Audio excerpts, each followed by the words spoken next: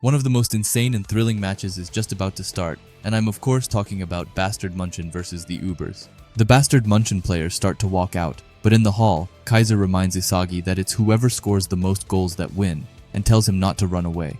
After that, they get out on the field and meet up with the Ubers. The Ubers greet Isagi, and all of them are ready for payback, but the one who's the most fired up of them all is Barou, who goes to Isagi and straight up headbutts him. Isagi notices Barou's red highlights right off the bat and calls him out for it, calling him a narcissist. Even so, Barou says that he's proud over them and that he put them in to celebrate 100 million, while calling out Isagi for only being worth a pity of 50 million. But the Ubers players quickly come to ruin Barou's pride, as Aiku says that Barou suddenly wanted to pump himself up before facing Isagi. Barou quickly denies those claims and says that he suddenly wanted to go for a different look. However, Aryu and Nico add on, with Aryu saying that he's like a girl before a date and Nico calling him Princess Barou. And because of that, they end up in a headlock by Barou, you know, just the typical Barou. Aiku then tells Isagi that the ones who'll be sitting on the Blue Lock's throne will be the Ubers, and that just sounds so cold. After that, we get into the Blue Lock Central Monitor Room, where the chairman of the Japan Football Union comes in and tells Ego that Blue Lock Television is amazing and that they are making tons of money. He shows Ego a bunch of mascots he made, but Ego just smashes them into his face. Ego asks if that was all he came for, and the chairman says that it was. However, he also reminds Ego about the promise he made when he approved Blue Lock Television, and I'm so curious to know what the promise was, and if you have any guesses, then please leave it down in the comments. Back on the pitch, Isagi is thinking to himself, saying that he knows what he needs to do, and that he put in the necessary work during training. All that's left is for him to prove that his theory works in the actual game. And with that, the kickstart of the match starts. Kaiser and Ness trades passes to start it off like always. And as they are doing so, Isagi is looking at them from the side, saying that Uber's formation is an ultra-defensive formation that's tightly packed in the center. And even if they manage to shake their marks in the 1v1, the other Uber's players will immediately press them with 2 or even 3 players. Kaiser comes to Nico, and Nico thanks Kaiser for making Isagi stronger. After that, Kaiser passes to Ness. However, Ness jumps over it and lets it roll over to Grim. After Grim has gotten the ball, that's when Ness starts to run all that he can, moving all the way to the front. It looks like the ball is going to Ness, but in reality, he's just the bait for a much bigger fish, which of course is Kaiser, who's currently battling Nico. Isagi is amazed that they were able to break Uber's formation by making Ness make a run from the midfield. However, as the ball falls to Kaiser, another one appears. He cuts off the pass with pinpoint accuracy, and that's when we get to know that it's the heartbeat of Uber's defense, and also a next-generation World 11 by the name of Don Lorenzo the Ace Eater. Isagi says that Lorenzo managed to instantly catch on to Kaiser's unpredictable attack, and then positioned himself perfectly so that he could shut it down in one move, calling Lorenzo's vision, positioning, and physical ability all top-notch. Kaiser tells Lorenzo to stop laughing, and that every time he shows off those golden teeth of his, it pisses Kaiser off. Lorenzo ignores that and asks Kaiser if he's worth more than 300 million yen if he managed to shut Kaiser down. Kaiser just calls him a creepy, gold-toothed loan shark who only seeks people as money, which Lorenzo responds with a quote saying that there's nothing in this world that money can't buy, showing us his obsession with money. Then Lorenzo starts to brutally just point at everyone, saying how much they are worth. Kind of rude. However, after that, he asks them if they are ready for their counterattack. Lorenzo is about to pass a long cross-up on the field, however Kunigami comes to stop him, but ends up with broken ankles by Lorenzo, who beautifully gets away from him, only to find Raichi behind. Raichi tells him to just try and get past him, however Lorenzo kind of owns him by calling him worthless, as he's worth absolutely 0, before doing some crazy ninja moves to get behind Raichi. Lorenzo makes a one-touch with Sendo to get behind Yukimiya. Igarashi gets up from his seat and tells them to do something to stop Lorenzo. Beside him, we have Hiori, who's carefully watching the field, saying that this is really bad. On defense, the Ubers string together consecutive presses and funnel their opponent towards Lorenzo, who lies in wait on the back line, and as soon as Lorenzo steals the ball, they make a switch. This makes it into a flexible system where Nico drops back to play centre-back while Lorenzo participates in the attack. They use their large number of players to their advantage to attack all at once and create a long-range zombie counter-attack. Lorenzo goes into a shooting stance and baits that guy that I forgot the name of. Corona goes to stop him, but Hiroi thinks that it's a mistake, and that the second they focus too much on stopping Lorenzo, they lose track of the one player who absolutely thrives in these situations, which of course is the king himself, Barou Shuei. Hiori says Barou and Lorenzo together make a system where the two kings of offense and defense combine forces, saying that this is Uber's goal-scoring formula. However, before the ball can even get to Barou, someone stops it. And who else would it be, if not Isagi Yoichi? Isagi takes the ball and makes some really cool slide on the ground, but he says that it's nice to finally see the trick behind his hat trick, before saying that he will be taking the ball. Even Lorenzo is shocked that he's only worth 50 million. Isagi now has the ball. While running away from Barou, Isagi says that his body is now able to keep up a lot better with his thought. We can assume that Isagi went through some intense training with Kunigami before this match, as Isagi went to Kunigami for help some chapters ago. After that, we get these incredible panels with pieces flying everywhere, and Isagi saying that it's time to score of the counterattack. And who else would assist Isagi if it weren't for our favorite shark boy Kurona, who alongside Isagi trades passes. Yukimiya is looking at the duo from afar as he says that attack with a counterattack of their own. With Lorenzo so high up the field, the Ubers still haven't organized their defense, and right now, Isagi and Kurona is able to steamroll through the field. It seems like Isagi has really worked hard to improve for this match, because his passing drills with Kurona have really paid off. However, Isagi will get into some trouble as Yukimiya says that he will change his target to him and tells him to not take any hard feelings as this is their team's philosophy, devouring each other to create chemical reactions. However, Yukimiya is once again catching another L as Isagi uses Yukimiya to get behind one of the Uber's defender. Yukimiya compliments Isagi and says that his dribblings have drastically improved. However, it's more than that, because to get past the incoming defender, Isagi deliberately used Yukimiya as bait. Isagi finally has the thing which has been holding him down, a body to maximize his vision. As Isagi is running away, Yukimiya says that he is still evolving and that it's expected of his rival. After that, we see Kaiser, who has his eyes on Isagi and is probably thinking of a way to steal the ball away, but that quickly goes into ruin as Lorenzo blocks him. And I find it so funny that it's almost more players of Bastard Munchen who is trying to get the ball from Isagi than the Ubers. After that, we finally get to see Nico, and I wish the author showed him more because I love his character. Anyway, he says that since Lorenzo is marking Kaiser, he won't be able to fall back, and if they get hit on the counter in this situation, their first priority as defenders isn't to steal the ball, but rather focus on slowing down their attack. A defensive formation designed to stop a quick counterattack by slowing down the pace of the game. However, their plan gets quickly thrown to the side, as Isagi isn't slowing down, but instead charging in. And Nico quickly realizes that Isagi and Kurona knew that they were going to defend like this, so they have no choice but to challenge them in a speed battle. Isagi slips between Nico and Aiku, and is now headed to the goal. Kurona passes him, but just then, Isagi gets accompanied. And of course, it isn't anyone from the Ubers, but instead, his own teammate again.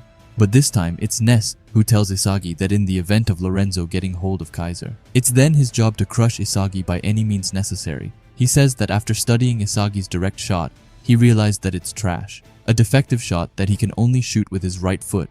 Ness has a smug look on his face as he says that once he knocks Isagi off balance, he's finished. But Isagi asks him to think again as he uses his left foot, creating a lefty shot which goes right into the net, shocking everyone. But most importantly, giving Bastard Munchen a 1-goal lead. The one who is most stunned of them all is Ness, who in shock asks Isagi what he did. After that, we can see different families all over the world being ecstatic over Isagi. However, I want to quickly focus in on this guy. If you have forgotten, then this was Isagi's first true fan. He came up to Isagi after the U20 match and asks him to shake his hand, which was so adorable. I really like how the Blue Lock authors keep on showing him in different places. It makes it feel much more special and reminiscing in some kind of way. Anyway, back to the game. Ness is almost too stunned to speak. His voice is shaky when he confronts Isagi. He tells Isagi that it's impossible, an unknown attacking pattern, and shot a direct shot with his left foot while there was no data on it. Ness is furious as he screams at Isagi, asking him what he's done in the last few days.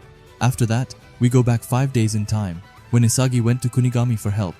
Thanks to Igarashi, Isagi realized that his direct shot's weakness is that he can only shoot it accurately with his right foot. However, Kunigami became two-footed after he copied Noel Noah's physical abilities, and then Isagi asks him to teach him. Kunigami is a bit freaked out, calling Isagi clingy and disgusting. Isagi is still determined, so he follows him and asks Kunigami to let him train together so that Isagi can study his body. Kunigami stops and says absolutely not, and that Isagi will just end up destroying his specs. Kunigami tells him that he became two-footed to survive the wild card. Even so, it only worked because he had the necessary physical attributes to pull it off. If Isagi were to try copying Kunigami, he would end up bulking up in the wrong place and then lose his body's balance, meaning that there's only a greater chance that his performance will deteriorate.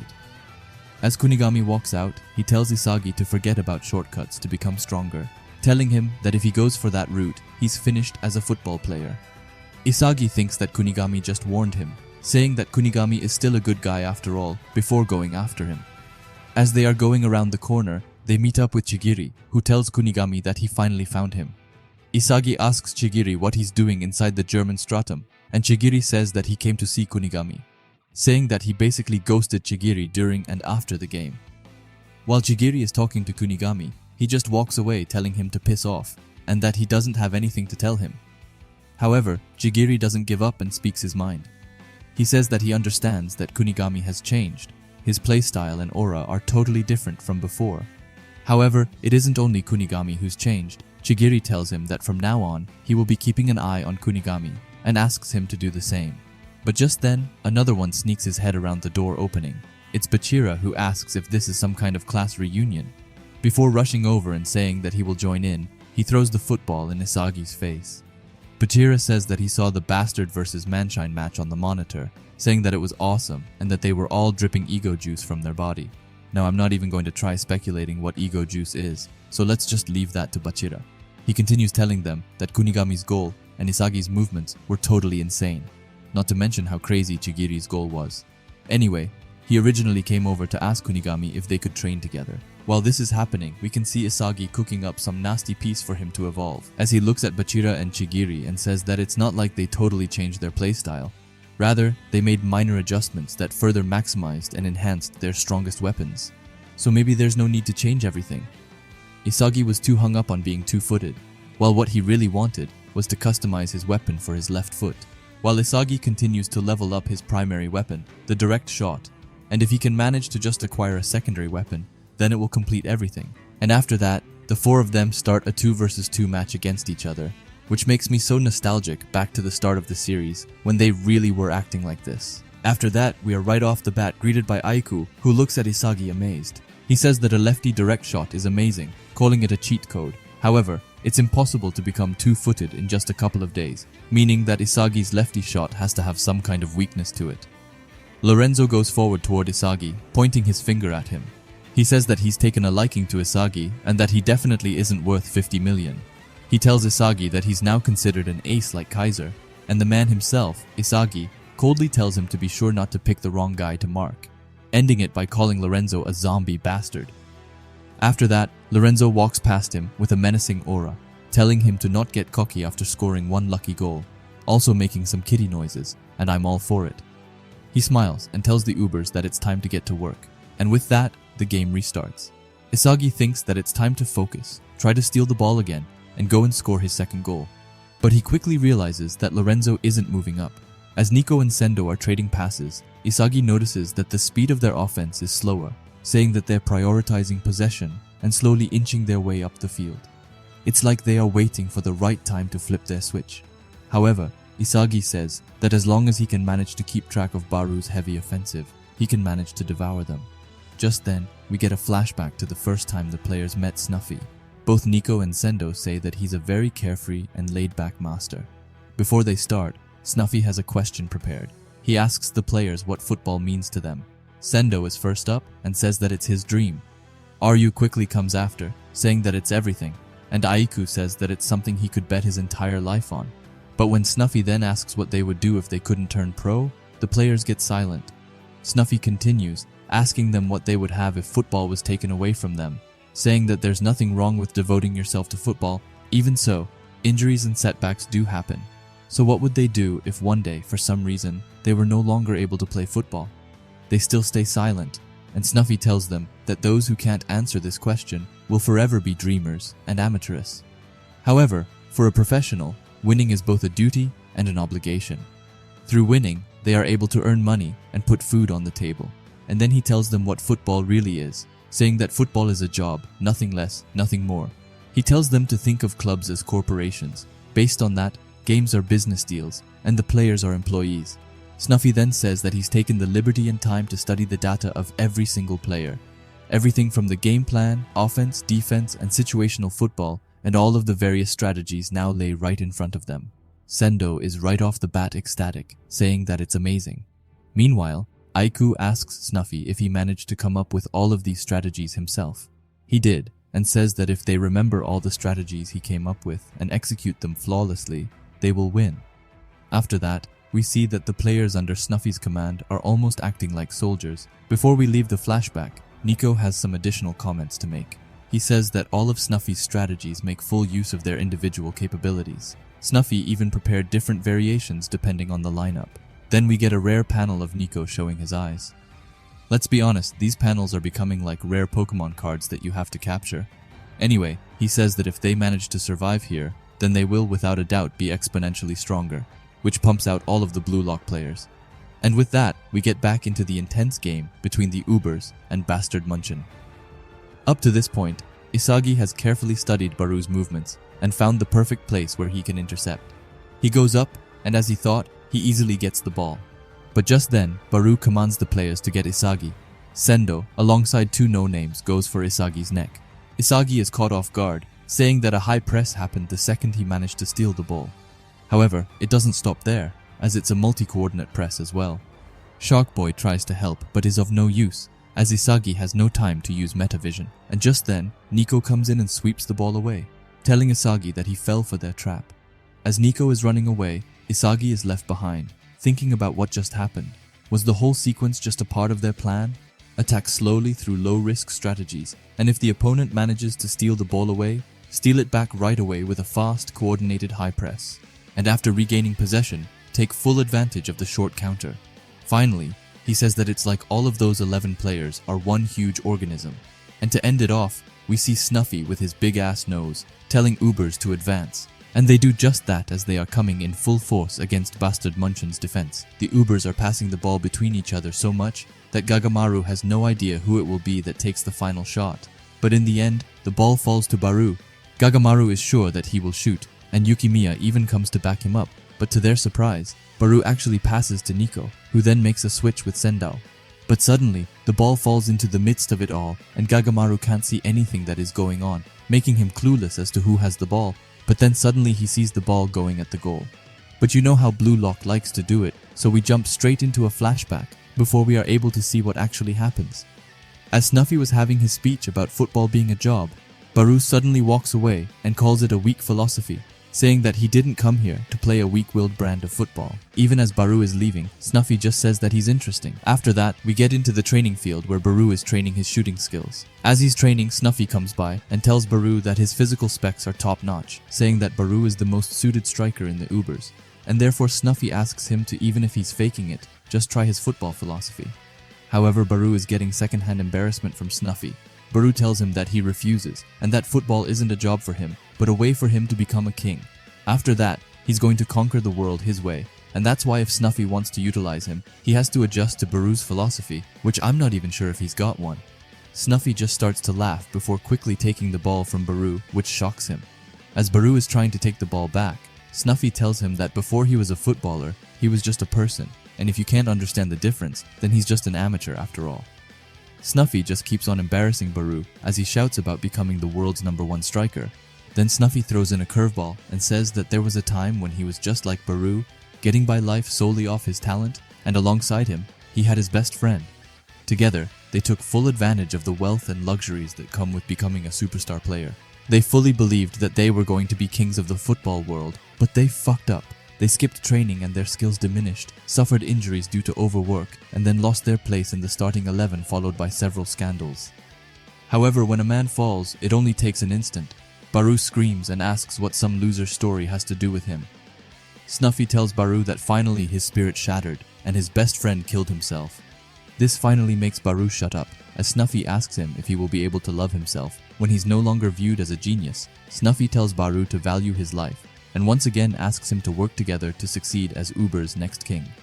However, even then Barou refuses, saying that he isn't like Snuffy's friend who killed himself, and that he doesn't want a crown that's been handed down to him.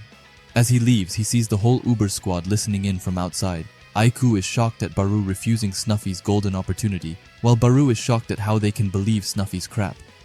Barou then goes into his meditation room, where he puts on a relaxing forest. However, it quickly gets changed to a movie by Lorenzo, who comes in with a bag of popcorn. Lorenzo tells Barou that Snuffy has taken an interest in him. Even so, Barou isn't concerned by it, and is more concerned by Lorenzo spilling popcorn on the floor. Lorenzo says that Snuffy wins trophies for every team he plays for, and that's how he gained the name as the Crown Messenger. However, that's not the real reason why he plays football. The reason why is that he aims to win in all the Big 5 leagues, to then achieve the dream he once shared with his best friend. And the series he's left is the Italy League with the Ubers. When he's managed to win a trophy with the Ubers, he will move on to becoming a coach, and that's why he's looking for a striker to succeed him.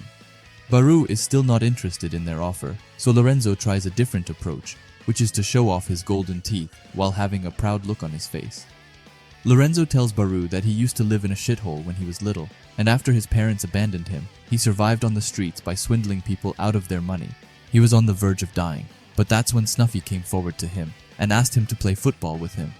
Lorenzo didn't believe him, so he challenged Snuffy to give him golden teeth, which Snuffy did immediately. Barou is quickly getting bored and asks Lorenzo what his point with all of this is. And Lorenzo tells Barou that his point is that Snuffy isn't the type of guy who would abandon the less fortunate, and that he's crazy enough to give them a future. After that, Snuffy enters the room and tells them that it's time for training, and Lorenzo for some reason quickly turns into a dog. As they are leaving, Barou tells them to wait, and that he will work with Snuffy, not as his successor, but that he will become a striker that surpasses him, telling Snuffy that his job is to help Barou become the king of the football world, which was a deal Snuffy couldn't refuse. He tells Barou that from now on, the Ubers will act as his arms and legs, and that their strategies will only be centered around him. That's why Barou's job will be to refine and evolve his ability as a goal hunter, especially his 1v1s against the goalkeeper, starting with his mid-range curve shot from 28 meters, which are already top-notch. However, that shot is easy to stop if one can figure out its timing and motion, and that it definitely won't work against a world-class goalkeeper. After that, we get back into the game, where Barou is moving swiftly around on the field. The players have now managed to block Gagamaru's view, which gets them a spilled second blind spot. However, by the time he realizes it, it will already be too late, as Barou has already managed to get away a shot against him, which flawlessly goes in and makes the scores 1-1. And let us just take a moment to appreciate how cool this panel looks, with both Sendu and Nico coming to celebrate with Barou. Barou looks with an intense look at Isagi and asks him what's wrong, and wonders if that's all Isagi's got. On the other hand, we have Isagi over here who's totally mind-blown by Barou's goal, saying that the Ubers came up with a game plan designed to crush him, and as soon as they got the ball, they went on a furious counter. They didn't even leave a chance for Isagi to stop them, as they managed to execute their plan perfectly. However, it's more than that, as they were in perfect sync, which isn't something that can be taught easily, and on top of that, the timing to know when to execute their plan, saying that it's impossible to pull this off without some hardcore training, as he finally understands that this is the backbone of the Uber's strength. But even with all that, it still doesn't fully explain Barou's shot, which Gagamaru didn't even have time to react to. But that means that they somehow threw off his timing, and if that's the case, then that means that Barou didn't shoot when he wanted to, and that he patiently waited for the exact moment they threw off Gagamaru's timing, and because of that, he was able to utilize his vision. And of course, with Barou's shooting ability, if he manages to throw off the goalkeeper's timing, it opens up a chance to mass produce a goal at an efficient rate. And with that, Isagi realizes that Barou has managed to achieve a whole new set of eyes, which he calls the Predator Eyes. After that, we get to Ness looking at both Isagi and Barou, while being angry at himself that he hasn't managed to do anything this whole game. However, that's when Kaiser goes forward to him and tells him to stop with his miserable look, as he tells Ness that their true target is Lorenzo, and that if they manage to defeat Lorenzo, then they will win, and Ness gladly take up on that challenge. After that, we get to the superior duo, where Corona is asking Isagi how many more strategies he thinks that Ubers have under their sleeve. However, even Isagi has no idea, but he knows that to win this game, they have to stick to Noah's plan and focus on winning their 1v1 duels. And with that, the game starts again. Ness and Kaiser are passing around as always. Ness says that the two of them can dominate the defensive and middle third, however it's on the attacking third where it gets tricky. Even so, Ness will do everything in his power to help Kaiser score. But just then, Lorenzo goes to cover them. Even so, Kaiser says that they are fine, as it's a 2v1. So Kaiser passes Ness and sprints behind Lorenzo, awaiting a pass from Ness, which he gets. However, someone else reaches it first, and that one is the stylish master himself, Ryu, who jumps up and heads away the ball. The ball is heading back to Ness and Lorenzo, but someone else interferes. It's Isagi who tells Lorenzo that he wasn't good enough. Isagi was able to see everything that played out perfectly. He says that in the full of this game's chaotic flow, he's able to take control of the 1v1 situations, and ends it by saying that his metavision has gotten better. Even so, his happiness quickly comes to a stop as Nico comes out of nowhere and kicks away the ball from Isagi. Isagi falls to the ground and says that he's amazed that Nico was able to stop him. After that, Nico tells him that it's to be expected that as his vision and football IQ are all top-notch. However, the same goes for Nico, as he calls them two birds of a feather, which I can't figure out if it sounds cool or just corny. Anyway, that's where it clicks for Isagi, as he thinks that Nico also has acquired metavision. However, when Isagi confronts Nico about it and asks him if he uses metavision, Nico is suddenly confused and asks what metavision is. Isagi explains that metavision is a specific way to use their vision, which lets them capture everything that's happening around them with their peripheral vision, which then lets you simultaneously process and analyze everyone's movements on the field. Nico gets the hang of it, but tells Isagi that all he did was track the ball while keeping an eye on his movements, and since he saw Isagi and the ball in a dangerous spot, he dashed forward, even though it meant going against their game plan. Isagi is shocked, thinking that Nico subconsciously used metavision, and that his brain and vision are gonna evolve to a whole new level. After that, Aiku comes by complimenting Nico's play. However, Isagi's teammate isn't as happy with him as Aiku is with Nico, as Reichi comes and shouts at Isagi for losing the ball. After that, Isagi tries to figure out how many of the players here can use metavision. He concludes that Kaiser, Nico, himself, and maybe Lorenzo are the only ones able to use it, as Barou has a different kind of vision. Isagi then quickly becomes Professor Isagi, as he tries to explain the different visions, starting with metavision. Metavision grasps the overall flow of the game, and all the information that's circling within it. Since he can use it everywhere on the field, he pretty much has the ability to predict the future. On the other hand, Barou's Predator Eye is focused on the 1v1 duel with the goalkeeper for the sole purpose of scoring a goal. Even though they're both strikers, depending on how they use their eyes and vision, the information that they pick up, analyze, and act on is completely different. And with that, he begins inputting all of his new information to probably use it in the future. But before he's done, Reichi and Yukimiya scream at him to stop spacing out, and that the game is about to restart. However, Isagi is like fuck that, and thinks some more before starting, as he says that on top of all that he went through before, both of their teams have two totally different philosophies and playstyles. Ubers plays like one huge organism, with their unity, discipline, and coordination, while Bastard Munchen plays like a chaotic fluid, multi-faced organisms, which is being spearheaded by him and Kaiser. Everyone on the field understands this, and that's why they are probably thinking about their next move, and what's risky, and how they can make an impact. Finally realizing that this is how it feels to be playing in a world-class football game. However, that also means that the next play and the next goal will definitely be the turning point, and that the player who manages to tilt this situation in their favor will undoubtedly dominate this game as its game changer. While Kaiser is waiting for the game to start, he's thinking that Lorenzo is too much in the way, even saying that he's gotten stronger since the last time he faced him. Because of Lorenzo, Kaiser can't move freely the way he wants to, and right now, it's obvious that Isagi has a much easier time moving around. While he's thinking, Ness quickly comes running, asking Kaiser what they are supposed to do, but Kaiser just tells him to shut up, telling him to move as they have practiced, and to believe in Kaiser, because for him, nothing is impossible.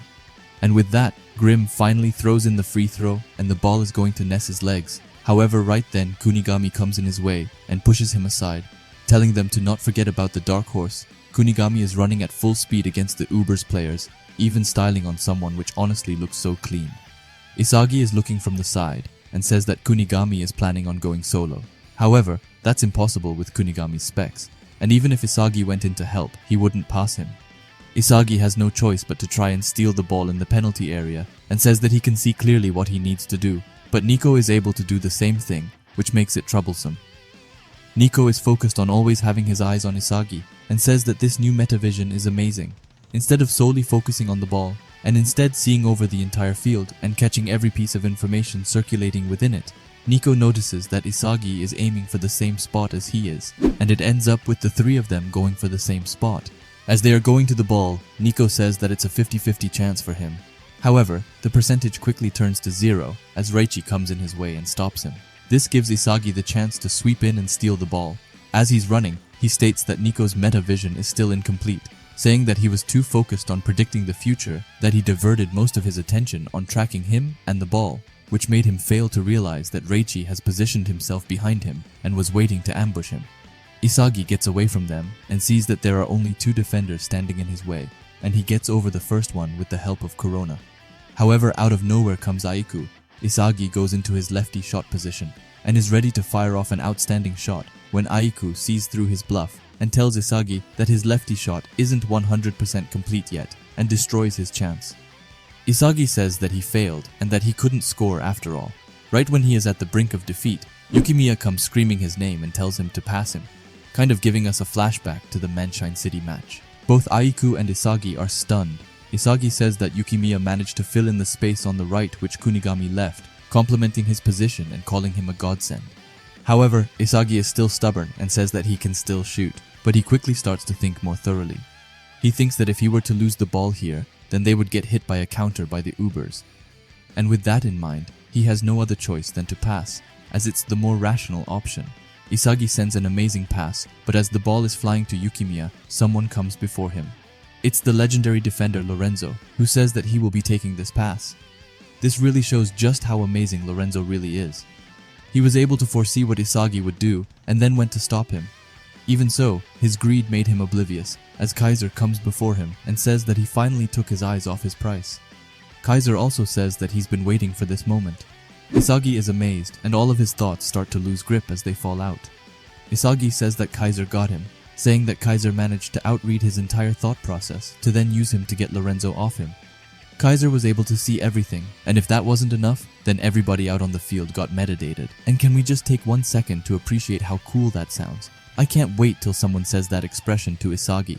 However, it still isn't just a free road for Kaiser, as Sendo comes to stop him, saying that in these situations, it's his job to press. Even so, Kaiser turns into a cat and jumps over Sendo's leg. But Sendo's attack wasn't in vain, as he bought Aiku and Aryu some time to come and cut off his shooting angle.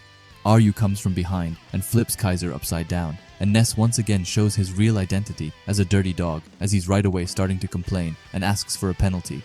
However, as Kaiser is in the sky, he tells them to eat shit and calls them losers before doing a Kaiser impact mid-air.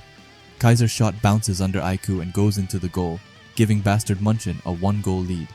Kaiser's goals are one of the most mind-blowing goals I've ever seen. It's definitely a top 3 for me. But please tell me what you thought about it in the comments. It kinda looks like Yukimiya's goal, but on steroids. Isagi is almost too stunned to speak after Kaiser's goal, saying that Kaiser managed to do a Kaiser impact in that position, and not to mention that he nutmegged Aiku off a kind of bicycle kick. With this high-level chess match and a player's rapid evolution, Kaiser by himself managed to destroy all that, saying that Kaiser is this game's ultimate game changer. After that, Kaiser's lackey, or excuse me, Ness, is of course rushing over to congratulate Kaiser on his wonderful goal. Ness tells Kaiser that his goal was mind-blowing. He continues hyping up Kaiser and throws some shots at Isagi for no particular reason. However, when Ness is done, Kaiser just tells him to shut up. Kaiser says that the goal Ness was so proud of was nothing more than a shitty goal. For Kaiser to get Lorenzo off him and score, he had no other choice but to resort to that tactic.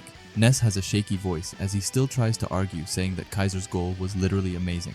This makes Kaiser's blood boil even more, as he asks Ness if he thinks that he would be happy scoring a goal by feeding on Isagi's scraps like a hyena.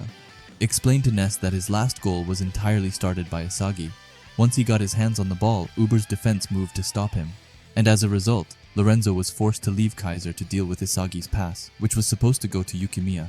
Even though Kaiser scored the goal in the end, it doesn't change the fact that the leading figure was undoubtedly Isagi. And that's something that Kaiser will never forgive himself for scoring a goal like that, but ending it with looking at Isagi's eyes and saying that the last goal will be his. On the other hand, we have Isagi, who says that Kaiser is a goddamn genius. He managed to outread his entire thought process, but that's not even the most shocking part, as that goal was mega world-class level. You can try 10,000 times and probably would never be able to replicate it. Everyone on his field, or even the entire world, won't be able to pull off that level of shot. Kaiser really is the genius that he needs to emulate, and the rival that he needs to take down if he wants to become the best player in the world. Even so, in that last moment, Isagi says that Kaiser was definitely keeping track of him, and that if he hadn't, then that goal would be impossible. It's starting to come to a point where Kaiser needs to constantly keep track on Isagi to score. This means that slowly but surely Isagi is getting inside Kaiser's head. He ends it by saying that this will be fun as he has a psychopathic face on him. And I'm wondering, I've already said this before, but do you guys think that the other players on the field just randomly see Isagi smiling out of nowhere and look like a psychopath? Anyway, Isagi gets out of his psychopathic state and sees Sendu down on the ground with a cramped leg. However, he isn't the only one, as Corona also has fallen victim to one. Isagi quickly asks him if he's okay and starts helping him stretch. While he is stretching Corona's majestic leg, he thinks that since Corona doesn't have metavision, he's constantly giving it his all to keep up with Isagi. We also see that the Uber's goalkeeper has managed to get an injury and even might have suffered serious rib injuries, which is nothing fun at all. After that, we get to the bench and see Snuffy putting on his headband as he tells Fukaku to get ready. And with that, Snuffy and Fukaku get up from their seats and subs, in which forces Noah to sub in as well, as he tells Snuffy not to make his job any harder than it has to be. And just like that, both of the masters have come onto the field and are ready to give it their all. Pray for my boy Corona. May him rest in peace. Isagi thinks that since they subbed in players due to injuries, the situation on the field will definitely change, and says that he needs to capture the future faster than anyone else, as his biggest desire is to score another goal. After that, we get back to the bench and see Hiori looking at Isagi with big eyes as he asks him to take him with him. Hiori is looking at Isagi while saying that his heart won't stop pounding and that this is the high-intensity level of football that he wants to be a part of. Both Isagi and Kaiser are set on being the ones to score the last goal and seal up the deal. But just then, Barou asks Snuffy if they're going to do that. You know that. And Snuffy tells him that they are, and just like that, the game restarts. Isagi notices directly that the Uber's formation has changed, and that both Nico and Lorenzo both moved up, and also committed most of their players forward. Now that the Ubers have incorporated Nico's vision and playmaking with Lorenzo's outstanding dribbling in the middle, the ball doesn't stick as much, and the tempo has gotten noticeably faster. Even so, Isagi can't allow himself to be swept away by their fast tempo, and has to find the perfect spot where he can intercept, and he finally finds it. He goes to take the ball as it's headed to Lorenzo, however Snuffy reaches it before him, telling him that it is close, even borderline too close. He looks with the metavision eyes, and says that the rumors are true after all, and that Isagi reads the game well. However, Isagi is in a shocked state, saying that Snuffy positioned himself to prevent any turnovers from happening. But not just that. Isagi also says that he got metadated by Snuffy, and I can't get enough of that expression. Even though he couldn't get the ball, Noah comes and tells him that he's going well, and tells Isagi that they will trap him, and Isagi is extremely happy that Noah linked up with his movements. However, even with Noah and Isagi, they don't stand a chance against Snuffy, who's keeping the ball as safe as a fortress. And before they know it, he's already passed away the ball to Lorenzo, who passes it along to Nico, who gets some competition as Ness comes in his way. Before Ness can do anything useful for once, Nico has already passed away the ball to Snuffy, who's still battling Noah. Snuffy encourages his team and tells them to not even give Bastard Munchen the slightest chance to think. Snuffy sees Barou in the box and legit passes the ball on a player from Bastard Munchen to then get it to Barou, which has to be one of the coldest passes I've ever seen.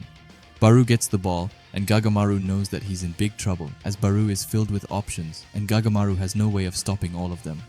Barou shoots, but gets double blocked by both Kaiser and Isagi, who fall on the ground with their legs crossed. How cute.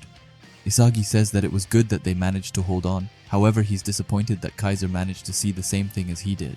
Even so, they are in a really bad spot and are barely hanging on by the skin of their teeth. Not to mention that it's obvious that the player who's controlling the game is none other than Snuffy, who's already got another attacking pattern for Ubers to try out, and Isagi is stuck trying to think of a way to beat him. Snuffy is still in possession of the ball as he and the Ubers continue to advance. Isagi thinks that they might be done for, and that their defense is barely hanging on, as he wonders what kind of brain Snuffy has. Snuffy passes to Lorenzo, and Isagi notices right away this is once again another attacking pattern, and if he were to go in blindly, he would get shut down instantly, so he has no choice but to carefully observe their movements and find a way to crush Snuffy's world-class tactic. Lorenzo passes another one from the Ubers, who are continuing their attack on the left side, which leaves everyone worried about a possible cross. This makes them forget about the real threat, who is Snuffy, and he's carefully slipping through their blind spots. The pass is going to Snuffy, who luckily gets some trouble by Kaiser, who was able to see that Snuffy was wide open. Even so, he doesn't stand a chance, as Snuffy jumps up and heads away the ball over Kaiser's head. The ball has a crazy bounce with it as it's going to Nico, who's in a duel with Noah. And I just found it really funny that Noah called him Pipsqueak. It's just something about that word. Anyway, Nico tells Noah that everything is going as planned, as he makes a backheel pass to Barou, who's coming at an incredible speed behind them. Even so, Isagi is able to see through it and manages to come and stop him at the last second. The ball goes out of bounds, which gives Ubers a throw-in.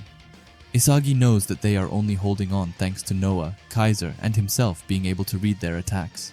Since the three of them are covering the team's blind spots, they haven't conceded a goal, but even with the three of them covering, they're completely on the defensive and are barely able to hold their ground. Right now, he doesn't have the slightest image of stealing the ball and attacking, not to mention that Snuffy is completely different from Chris and Lavinho, who are just focused on scoring their own goals. Meanwhile, Snuffy is over here doing everything he can to maximize the effectiveness of his team's strategies. He's not using his superb body balance, physicality, or goal-scoring abilities as a striker. Rather, he's using his abilities to help his team score goals with the tactics they came up with. And finally, Isagi says that he's got it, Snuffy's thought process, and that this guy is just making sure that the rest of the team follows their tactics like a watchman. It's no wonder that he can outread Isagi's metavision, since Snuffy's focused on surveying the game, and it's easy to contain a guy who's selfishly trying to steal the ball to score goals. However, he can't keep playing defensively and barely solving their tactics, and he's got to seize the initiative and force Snuffy to react to him, saying that if he can't see further into the future, then he can't win. Just then, Noah comes by and asks Isagi if it's hard playing against Snuffy. Isagi says that it is, and Noah explains that the core of Snuffy's playstyle is Jujutsu, which originated from Japan, which Snuffy has managed to incorporate into his playstyle. The core training, biomechanics, and close combat. Snuffy incorporates all of the Jujutsu principles and fuses them with football. Thanks to that, Snuffy's already world-class hold-up plays and ball retention skills became even more refined, not to mention his passing and scoring. Noah tells Isagi that strictly from a striker's perspective, he's stronger than Snuffy, but from a round perspective, he's the more versatile and flexible football, calling Snuffy the best player in the world based on overall abilities.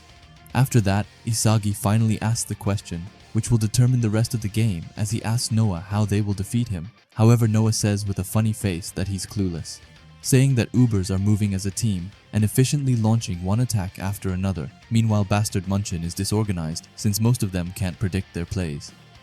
Even though Noah has no clue how to beat Snuffy, he asks Isagi to hold out for 3 minutes and wait for the masters to forcefully leave. As Noah walks away, he tells Isagi that sometimes being patient will open up a path. This sentence sparks something in Isagi. Noah tells Isagi to stop spacing out and that the match will continue, but when he looks back, he can see Isagi already sprinting away.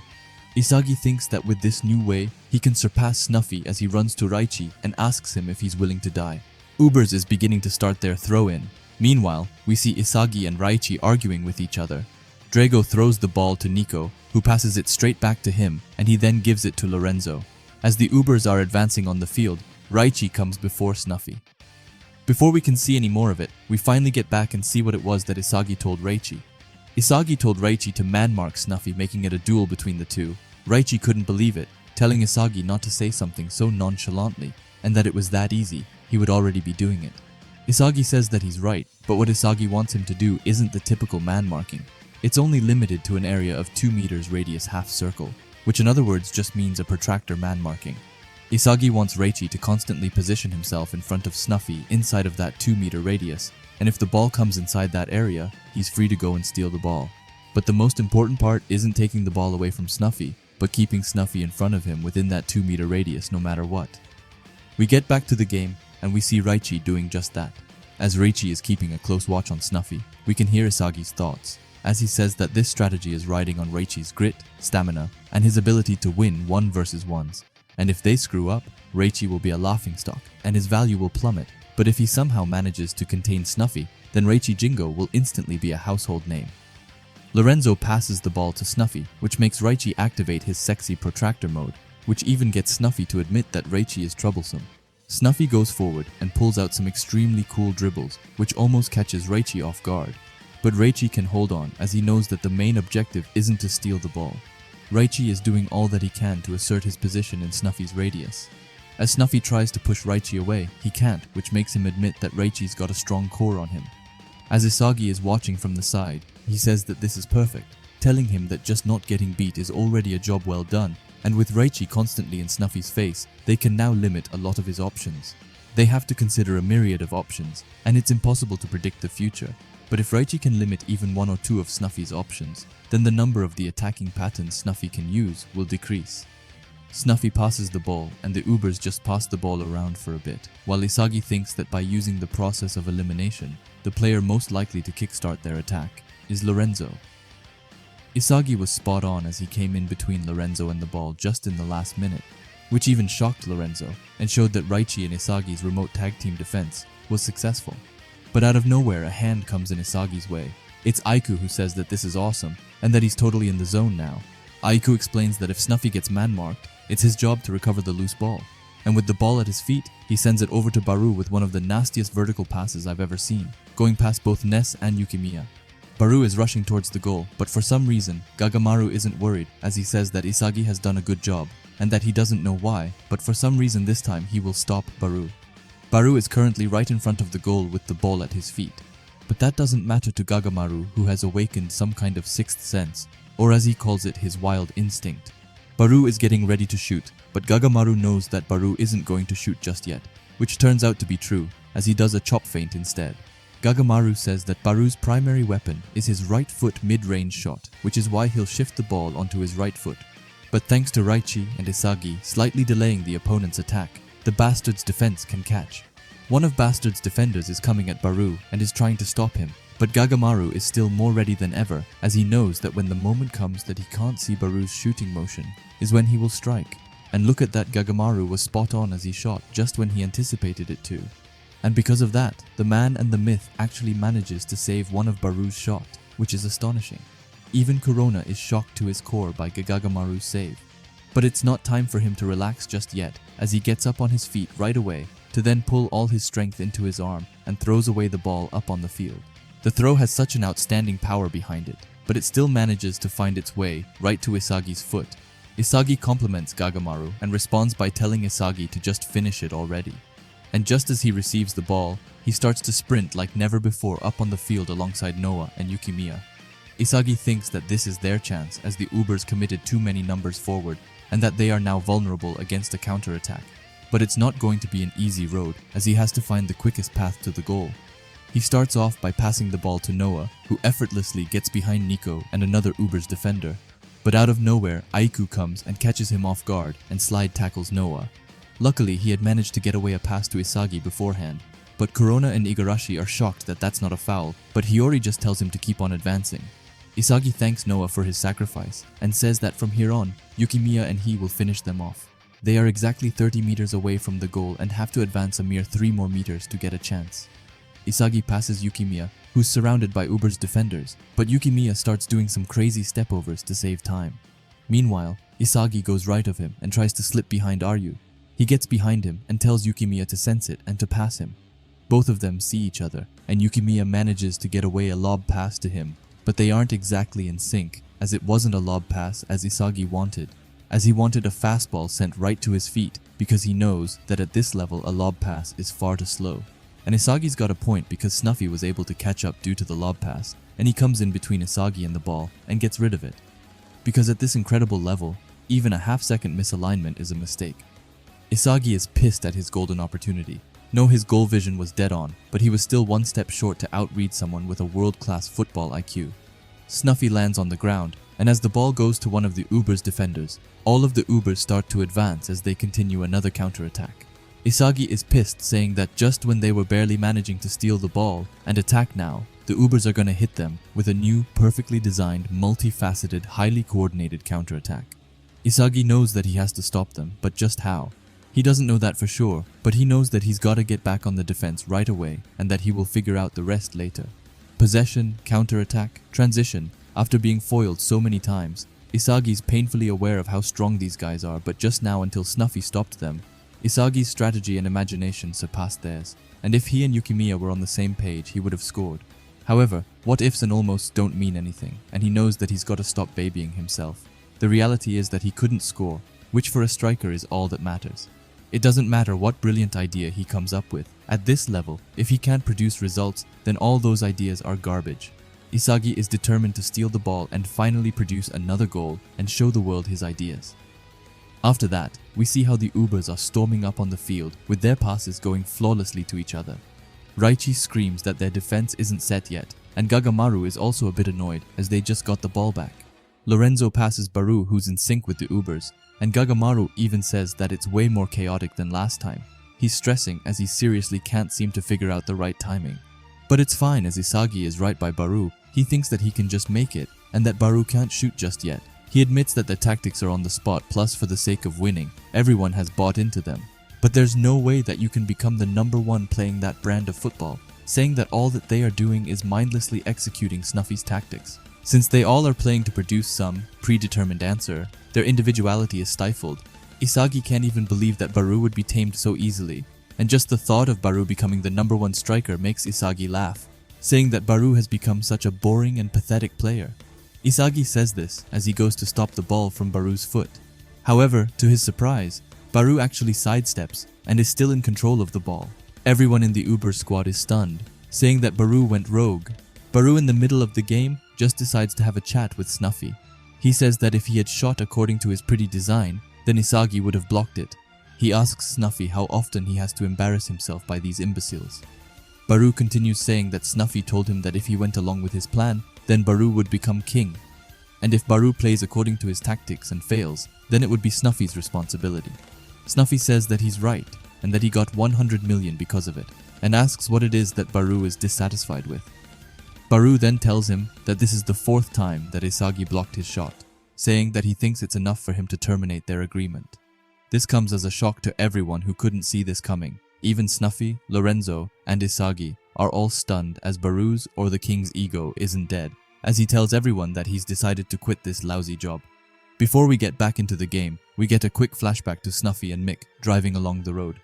Mick, Snuffy's best friend, says that he doesn't want to be some boring adult who constantly speaks that nonsense.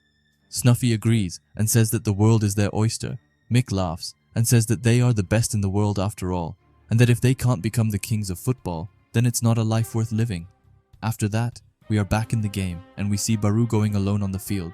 His teammates are furious at him, but Barou tells them to shut up and calls them mindless, good-for-nothing, shitty robots. He embarrasses Ness before saying that ever since he teamed up with Snuffy, he's secretly been waiting for the opportunity to crush this stupid team, and that all he wanted was Snuffy's techniques, calling everything else trash. And now that Barou has acquired his predator eyes, he no longer plans to play together. His teammates are only starting to get angrier and angrier, and Bastard sees this as their chance to try and steal the ball from him. Snuffy asks Barou if he wants to defy him this much. Barou tells him that he does, and that the team that Snuffy created, he wants to burn it to the ground, because with Snuffy's tactics, there's no way in hell that he can beat Isagi. And after that, to everyone's surprise, Barou actually passes the ball to Aiku as he tells them all to follow him. Aiku passes the ball to Nico and encourages the whole Ubers to follow Barou's lead. Isagi is shocked, saying that the Ubers are changing their attack and that Barou hijacked the disciplined and organized team that Snuffy created for himself. Snuffy is in his own battle against Noah, and Noah asks him how it feels to be bitten by his own player for once. Snuffy, with an intense look in his eyes, says that it's awesome. He screams at Barou to show him what he's capable of. He tells him to use the Ubers that he created and try to surpass him with them.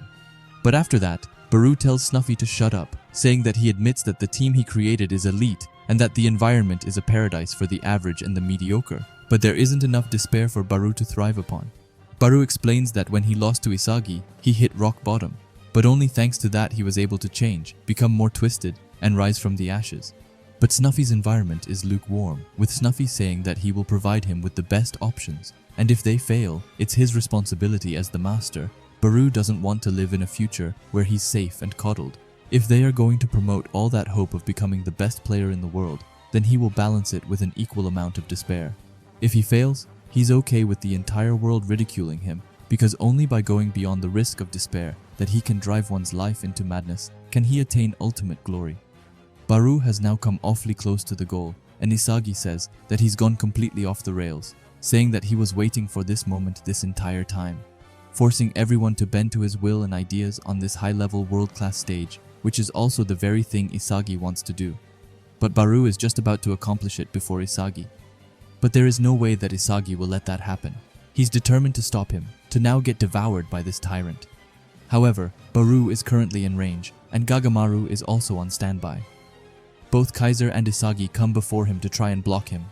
Isagi looks into his eyes and says that he's the only person that he'll never want to lose to.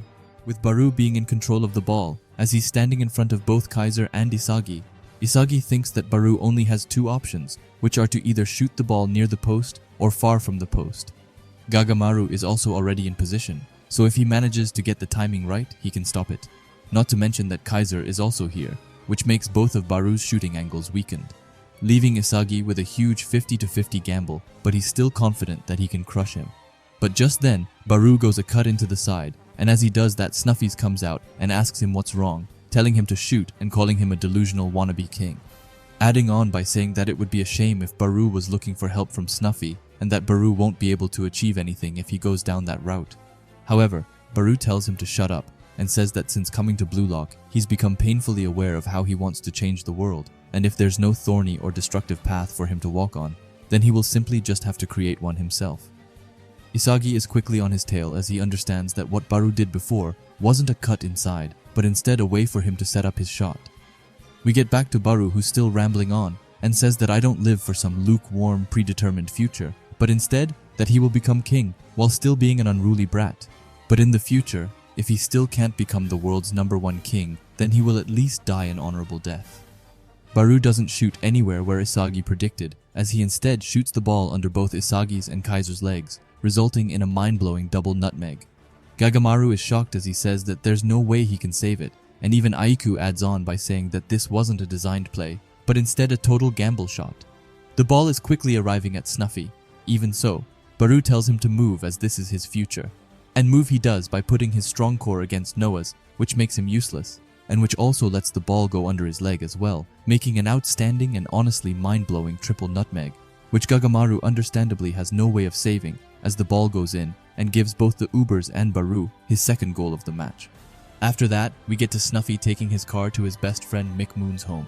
As he's walking closer, he remembers Mick's words, saying that they will become the best players in the world, however. When he enters the house, he finds Mick dead on the floor. After that, we get to look into Snuffy's earlier life when he first got paired up with Mick, which none of them was especially happy with. But soon they became good friends, who got to share the feeling and the dream of playing on the field. They quickly feel like they are invisible, and say that there's nothing in the world that they can't have, and that they will definitely become the best players in the world as they win the championship final with the score 2-1. But suddenly it started to go downhill, and Snuffy called on Mick for a meeting, where he said that they had both gotten dropped from the starting lineup. This was to be expected as their performances this season have been nowhere closer to the last year. Mick adds on by saying that they might have fooled around a bit too much, and that it's time to switch the flip and go all in now. However, Snuffy says that it's impossible to do it here, as their relationship with the club, and especially the manager, is beyond repair, telling Mick that they have to start from zero, even if they have to play for some mid-tier team. But Mick finds this ridiculous, as he calls him an idiot, and says that they are kings who only play for big clubs. Snuffy doesn't listen, and says that it's time for him to wake up, telling him that they aren't world-class players anymore, but instead second-rate players. Saying that football is a constantly shifting, harsh, competitive world. It's a world where anyone can become a star overnight, while the opposite can happen as well. New players are always looking for ways that force them to grow up and choose a more robust and smarter future. Mick is quiet for a bit, before he asks what the hell it is that Snuffy is talking about, saying that they still have their promise and dream, which is to win in all of the Big 5 leagues and that they have only won in one so far. Snuffy tells him that it's still highly possible, but later on, even so, Mick just says that he's boring, telling Snuffy that if he's not going to pursue the same dream as he is, then he can get out, which Snuffy does. However, he tells Mick to not come crying back for him later on. Mick just laughs and says that he won't change the way he lives, and says that in any era the people who ultimately change the world aren't the intelligent people who live their lives the right and safe way, but instead some stupid brat who possesses a childish, nonsensical dream. After that, we get back to Snuffy, who is hugging Mick's cold and lifeless body while crying his eyes out, apologizing to Mick that he couldn't share the same dream until the end, saying that they couldn't fulfill their dream together, but that he will continue to dream and make it a reality. And with that, we are back to the Ubers game where everyone is going to celebrate Barou's spectacular goal. Snuffy makes his way over there and compliments his goal, telling Barou that there was no way that he could have predicted that goal and that his ego surpassed every one of his designs and calling it Barou's win. Even so, Barou says that he doesn't need Snuffy's praise or hindsight analysis as their partnership is over. However, there's one thing as a footballer that Barou wants to tell him.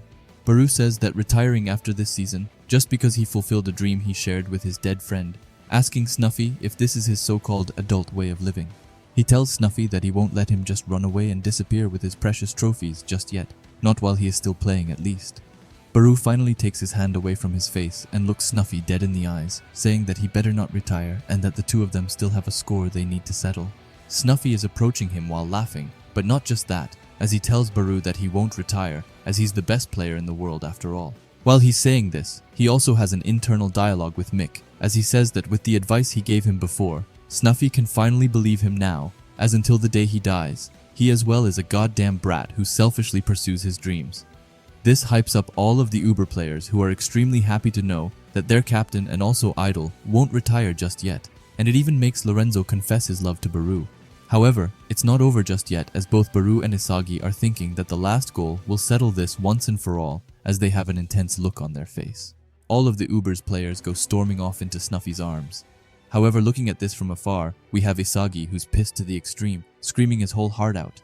He thinks that Barou stole his spotlight, and that Barou was always aiming for this from the start. The timing to shoot between Isagi's legs to freeze Gagamaru from reacting.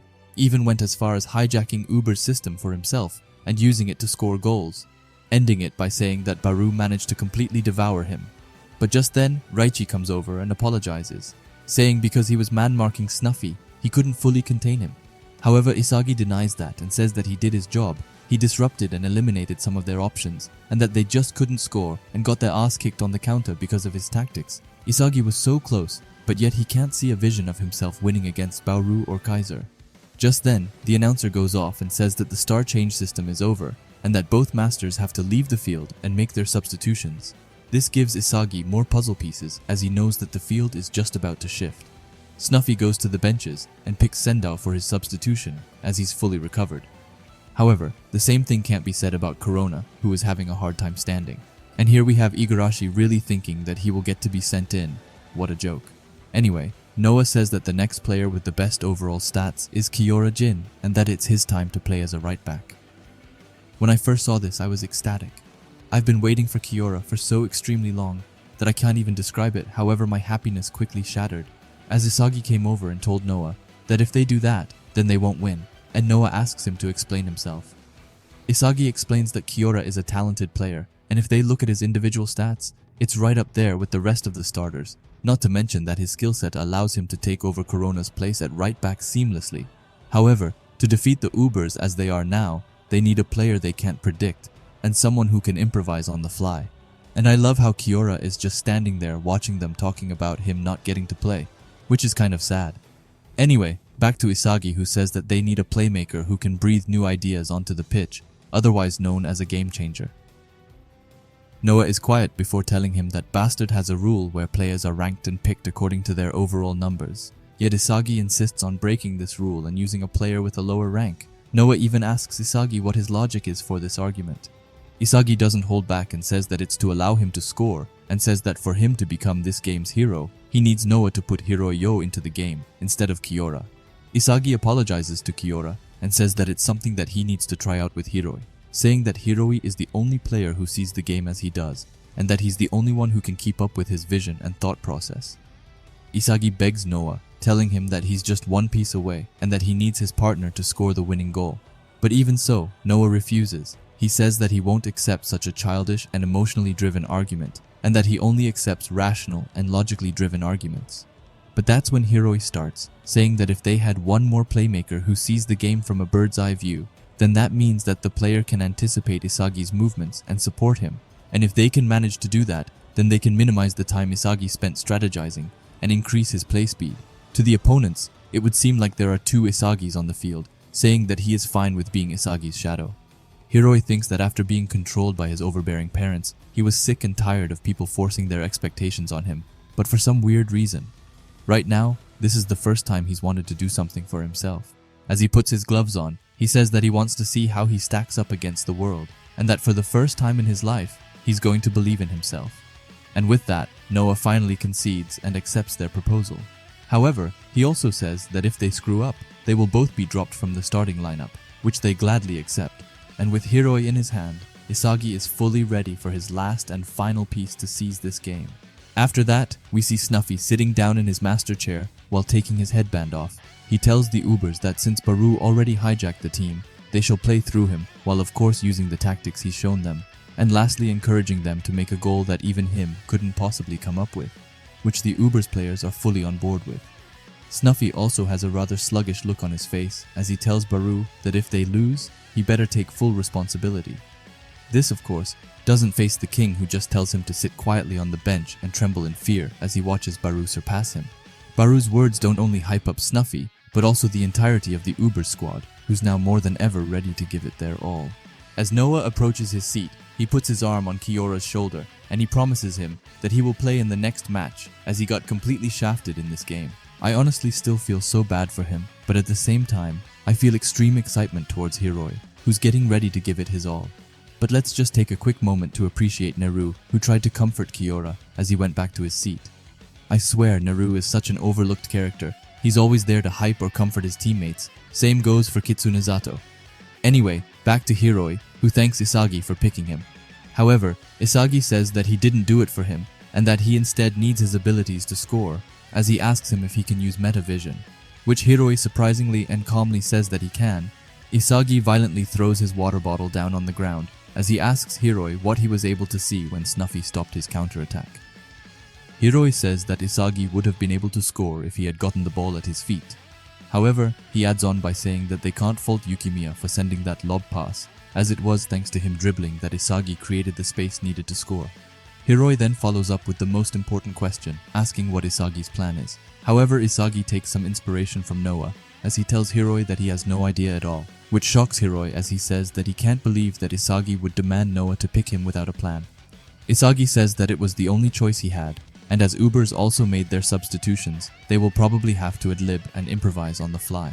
And with that, he puts his hand out to Hiori and says that they will win 100%. Hiori says that what they need right now is a collaborated winning vision, where they both read and analyze the game with metavision as he meets up with Isagi's hand. He also thinks to himself and wonders why it is that he doesn't hate the expectations that Isagi has for him, and that he's definitely going to change during his match. As the masters sit down, Noah tells Snuffy that he didn't expect him to resort to such emotional tactics, and asks him if he got all soft due to those brats' enthusiasm and passion. After that, Snuffy says that he can see why Noah chose Isagi as his protege, as he's got quite a unique talent. Noah says the same thing about Barou, and says that his potential would be up there with some of the best U20 strikers in the world, which Snuffy definitely agrees with. He even says that seeing Isagi and Barou so fired up together reminds him of Noah and Ego and the twisted rivalry they had. However, Noah just tells him not to compare him to that twisted maniac.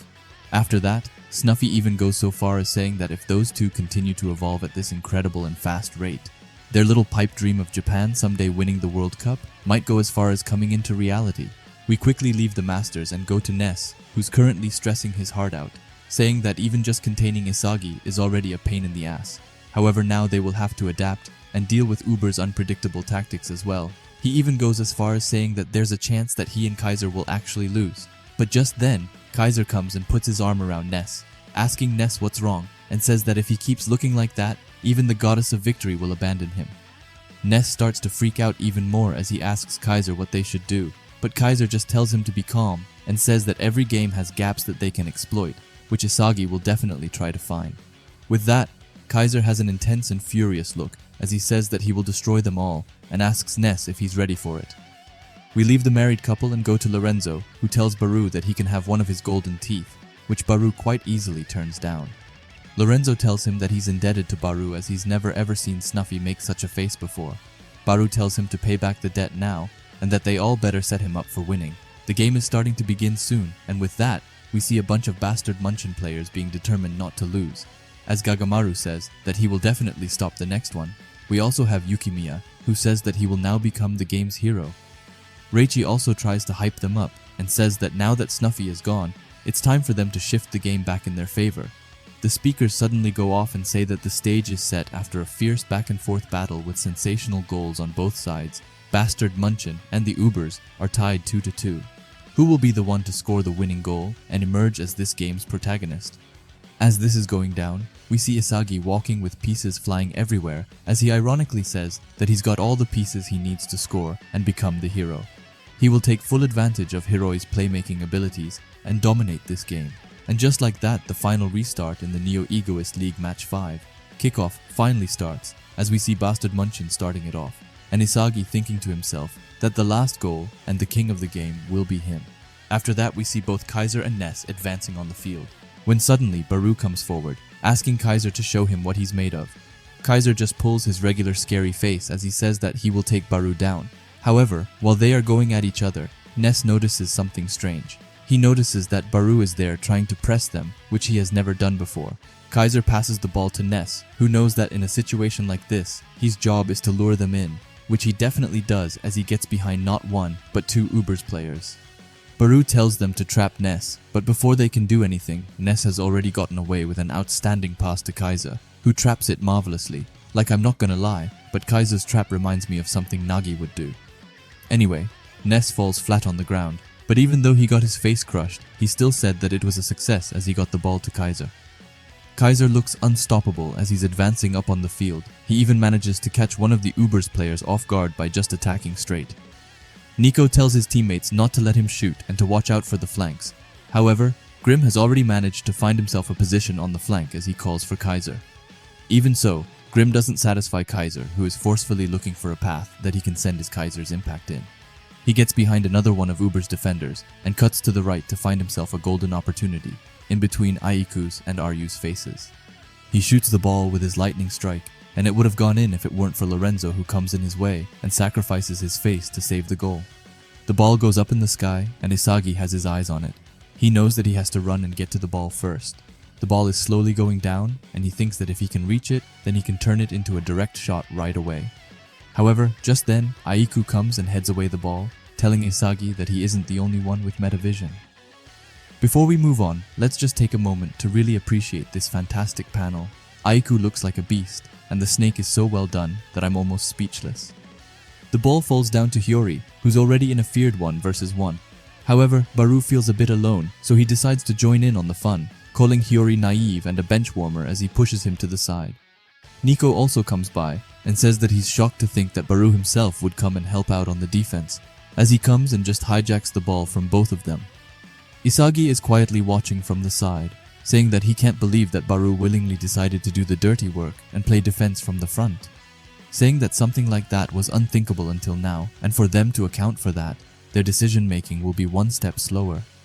Barou's loyalty is only to himself, which makes for a perfect union where a king combines forces with a flawlessly designed army, which allows him to pursue his glory. However, it isn't only Barou who's undergoing an insane evolution, as the whole of Ubers is feeling the same thing while leading their king.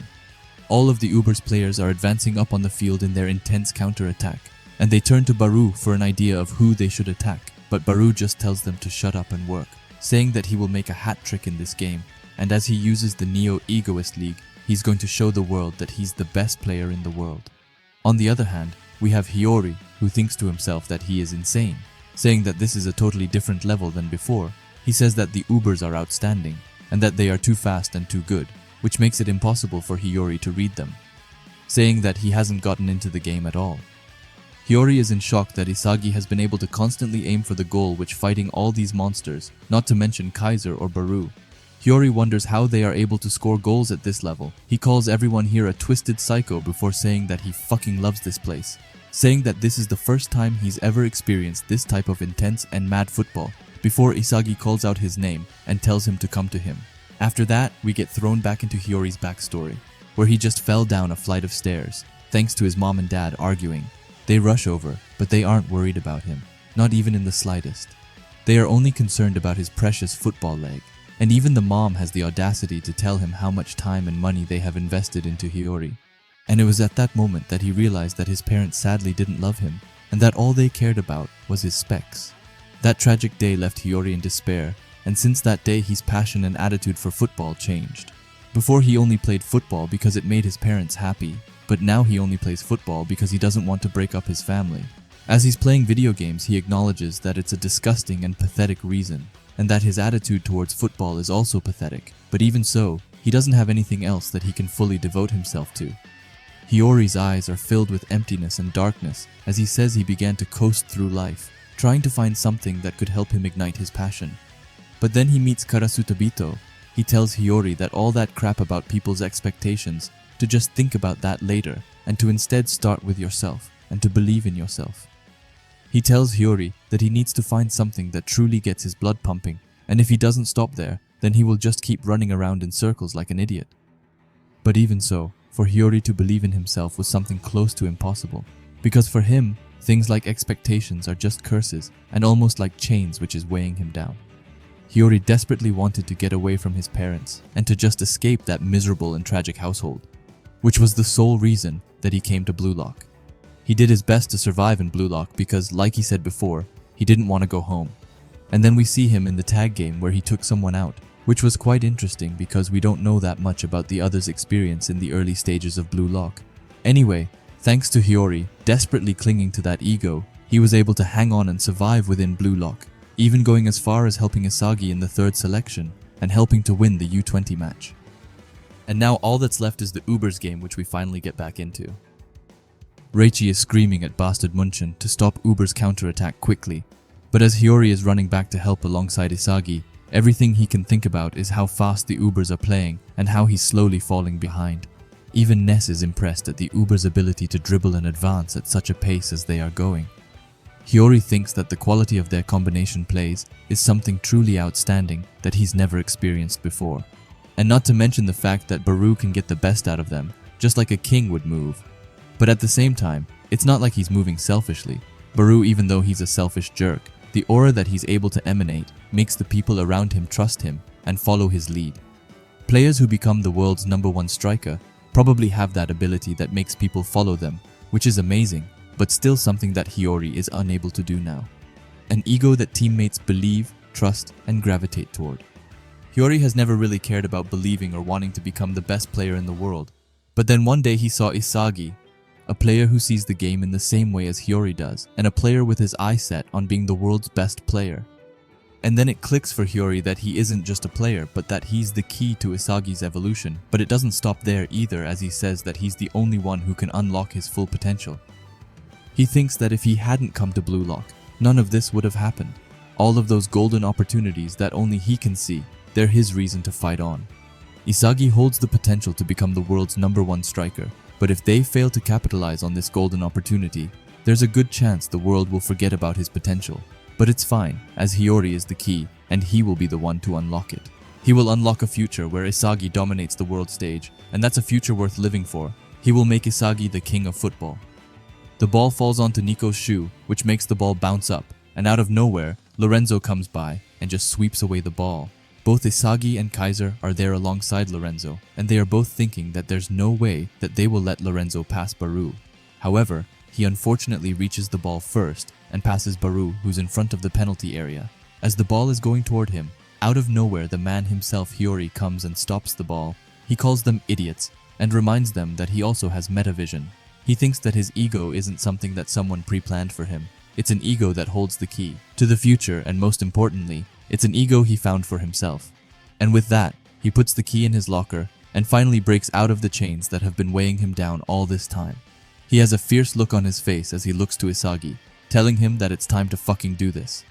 Everyone from the Uber squad is shocked to their core by Hiori's play. However, someone who is ready to attack is Isagi, who screams at Hiori to win this. Isagi thinks that by Hiori covering for Isagi's blind spots, he then managed to plug the holes in their defense. We see Isagi and Hiori advancing up on the field with Hiori being deep in his metavision. Sendo comes by and thinks that he is someone but gets out dribbled by Hiori. And I don't know why, but this little panel is so satisfying that I can't stop staring at it for some reason. Anyway, after Sendo lies Nico waiting, but before he can do anything to Hiori, Hiori has already managed to get a pass off to Isagi. These two are sharper than ever, as there's no room for errors now, and by Hiori perfectly syncing up his winning vision with Isagi, they are able to steam up the field, even involving Yukimiya in their attack.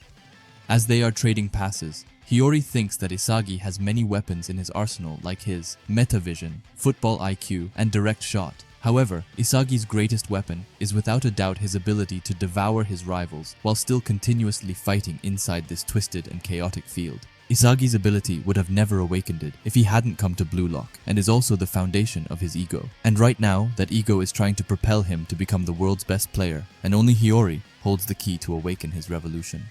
The emergence of the next football hero, and a hero that will change the history of football, is only a vision that Hiori can construct and envision. That's the one thing pushing Hiori forward and is why he plays football, which is the foundation of Hiori-Yo's own ego. Let's just take a quick second to admire how Hiori absolutely crushed the Ubers players in this panel. Like bro wasn't even thinking about them, but he still got behind them like they were nothing, even mere air to him. And I can't explain, but Hiroi's way of dribbling and getting behind his opponents looks so clean and satisfying. Even the Ubers players are saying that Hiori's way of getting behind them is outright filthy. Hiori's eyes are burning with determination, as he says that mass-producing goals isn't the only way to become an egoist, and that it was Isagi who helped Hiori realize, because Hiroi is an egoist who produces the game with his passes. Here we see Hiori fully looked in as he spots the perfect position for Isagi. Hiori notices that Isagi wants to make a run for it, and to then uses a direct shot. Hiori locks onto Isagi and passes him as he says that the future that Isagi envisioned, it's finally time to synchronize his vision with his goal. Hiori's pass is going forward at an outstanding pace, and Isagi tries to run away from Aiku, who's looking him down nicely. The pass is perfect for Isagi. However, as he goes into his direct shot position, Lorenzo and Aiku comes back and tries to stop him. Lorenzo has his tongue out as he tries to be Rin, and he tells Isagi that it's the end of the line here. However, Isagi thinks that it's going perfectly, and that everything that is happening is exactly how he envisioned it. As Lorenzo goes in for the ball, Isagi instead taps the ball, which makes it go over Lorenzo's head. As Hiroi is watching from afar, he says that this was their plan along, making the first move to be a fake, to then turn around and use his lefty direct shot, creating a two-stage attack that allows Isagi to create enough space to shoot freely. I wish I could say that it ended here, however Kaiser is coming behind Isagi, telling him that he knew about their plan and that he will be taking this as he sprints to Isagi. Isagi is stunned, saying that Kaiser knew that he was going to fake out Lorenzo with his right and targeted the instant he was going to shoot with his left leg. Kaiser is planning on stealing his goal in mid-air, however Isagi has had enough of his shit. So he still makes his lefty shot, saying that the ball is his. And with that, the two of them create a joint attack by combining Kaiser's Kaiser impact with Isagi's direct shot to create their new combo shot, which I would say is my new favorite shot of the series so far. However, of course the Ubers are here to ruin the fun, as both Barou and Barou are at the line and manage to block the shot with their legs. Even Barou is stunned to see Barou at the defense line, and on top of that blocking a shot. Isagi lands and says that thanks to Kaiser he couldn't cleanly strike the ball, which made it a worse shot. Hiori is still in the back watching it go down and says that he can't believe it. He and Isagi were in perfect sync, but the way Kaiser and Barou stopped them from scoring, it's almost like the two moved in a way that surpassed their expectations. And even though they are playing the game perfectly and flawlessly, the rate that the rest of the field is evolving is still a bit faster than their combined decision making, and for them to fully dominate at this level, they are unfortunately still one piece short, and with the ball high up in the air. Everyone is rushing to get their hands on it, but the ones who get there first are Barou and Kunigami. However, Barou uses his outstanding jumping skills to head the ball first. The ball bounces on the ground before it goes to Aiku and Kaiser, but suddenly out of nowhere, Isagi comes and is able to get off a pass to Hiori on the side. Hiori gets the ball, and Isagi screams at him to go one more time. Thanks to that, Hiori knows that Isagi still believes in him. Hiori thinks that the best thing to do is to reset their attack and surpass their previous winning vision to create a brand new attack pattern. But just as Hiori is getting ready to attack with Isagi, he sees two silhouettes of his parents behind him. They are telling, or almost forcing him to shoot the ball instead, telling Hiori that they expect great things from him and that he needs to become the number one. After that, Hiori gets a rather unpleasant and worried look on his face as he says that from the start, his parents heaped expectations on him, which he absolutely hated. And the whole point for him coming to Blue Lock was to escape those expectations that he was drowning in. But right now, isn't that all he's doing? Trying to live up to Isagi's expectations like his parents. But it's different with Isagi, as Hiori doesn't hate the expectations Isagi has set for him. Hiori is in despair, trying to think of the right answers, when another silhouette appears before him, but now it's Ego who's also telling him to shoot, asking Hiori if that isn't what being a striker is all about. Then it clicks for Hiori, as he thinks that the missing piece to the puzzle might be his shooting ability. Isagi is running on the side, trying his hardest to get Hiori's attention as he shouts at him to look at him and to give him the ball. Hiori is about to do what Isagi says, as he's the reason Hiroi's managed to get this far. But suddenly he thinks back to him and Karasu talking back in middle school, where Karasu told him to believe in himself, to find something that truly gets his blood pumping, because if you don't start there, you'll just keep running in circles. And with that, Hiori finally says that he gets it, as until now he never took his future into his own hands, but instead let his parents decide his future. He then blamed them and ran away because things didn't go his way, because that was his way of not getting hurt. As he gets behind Nico, he says that he is afraid of being alone and abandoned, but then making a 180 and calling himself pathetic. He pretended that he is some stoic person when he's really just a coward who keeps on running away. But from now on, he won't hide behind people's expectations of him anymore, because from now on he will believe in himself, and if he ends up being alone and abandoned after that, then that's whatever, because if he was truly born for the sole purpose of playing football, then this shot will be his answer. Hiori says this as he fires off an absolutely outstanding shot against the goal, which means that he betrayed Isagi, who is looking at him with a stunned expression as the ball is flying past his face. Both Aiku and Lorenzo are thrown off by Hiyori's shot, which came out of nowhere, but just when you thought that it will finally end, someone else comes in the way, and this time, it's none other than Sendo Shuto, who is by the goal, and jumps up to barely touch the ball, but still touch it, enough to make it bounce away, making Sendo save another super close goal. However, as Hiori is witnessing this, he looks destroyed, saying that he knew it, and that he wasn't a person who was born to play football after all. However, someone doesn't agree with that, and it's Isagi who has pieces flying around everywhere as he compliments Hiori, saying that he's finally found his ultimate winning formula. As Hiori watches the ball flying in the air, he thinks that he wasn't a person who was born to play football after all, saying it with a crushed and destroyed expression on his face. The ball falls down to Aiku, who traps it perfectly, but Hiori couldn't care any less, as he says that he suffered so much and experienced so much frustration from all of this. He tried so hard to believe that playing football was what he was made for and what was his purpose. However, that shot told him that he wasn't worthy, but honestly, he felt okay with it. After he goes home, he will sit down with his parents and tell them. He will finally tell them that he's done with football. Hiori is casually standing on the field, while everyone else is running around in chaos. Hiori has a bittersweet expression on his face as he says that he gave it his all and that he can now move on without a single regret. He thanks Blue Lock for his blessing and even lets out a smile of relief. However, while Hiori is in this euphoric state, Isagi out of nowhere comes running to him, screaming his name all that he possibly can. Hiori looks over with a surprised face to see Isagi with burning eyes telling him to do one more.